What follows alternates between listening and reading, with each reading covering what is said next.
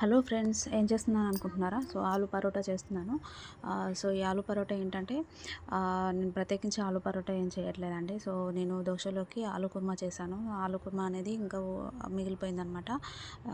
So మిగిలిపోయిన దాన్ని పడేయడం మన మిడిల్ క్లాస్ వైఫ్స్కి ఇష్టం ఉండదు కదా. సో ఏదో ఒకటి ట్రై చేయాలి వేస్ట్ కాకుండా. సో అందుకని చెప్పేసి నేను ఆలు కుర్మాని ఉండలు ఉండలుగా చేసేసుకొని, సో గోధుమ పిండి కలిపేసుకొని, గోధుమ పిండిలో ఈ ఆలు కుర్మా ఉండల్ని గోధుమ పిండిలో లోపల పెట్టేసి ఇంకా అంతా పూర్ణంలాగా చేసేసుకొని ఇంకా చపాతీలాగా లాటించుకోవడమే అనమాట. సో ఇదేంటంటే ఆయిల్తో కన్నా పిండితో చేయడం బెటర్ అనిపించి నేను పిండితో చేస్తున్నాను. ఎందుకంటే ఈజీగా వస్తుందని కాబట్టి. సో ఆ ఆయిల్తో చేస్తే ఇంకా అతుక్కుపోతుందని చెప్పేసి ఇంకేంటి ఇలా చపాతీలాగా చేసిన దాన్ని అటు ఇటు ఇంకా కాల్ చేసుకోవాలన్నమాట. సో ఇంకా వేడి పెనం మీద కొద్ది కొద్దిగా ఆయిల్ వేసుకుంటూ సో చపాతీని వేసేసి అటు ఇటు మంచిగా కాల్చుకోవాలన్నమాట. సో ఇదేంటంటే లోపల కర్రీ ఆల్రెడీ ఉడికిపోయి ఉంటుంది కాబట్టి అంత ఎక్కువగా మనకి కాల్చాల్సిన అవసరం లేదు. సో చపాతీ లాగానే కాల్చుకోవాలన్నమాట. సో నేనైతే ఇలా చేశాను.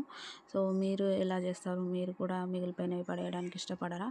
సో ఏదో ఒక ట్రై చేసి పెడతాం కదా. సో అందుకని నా వీడియో మీకు నచ్చితే లైక్ చేయండి, షేర్ చేయండి, సబ్స్క్రైబ్ చేయండి. Thank you so much.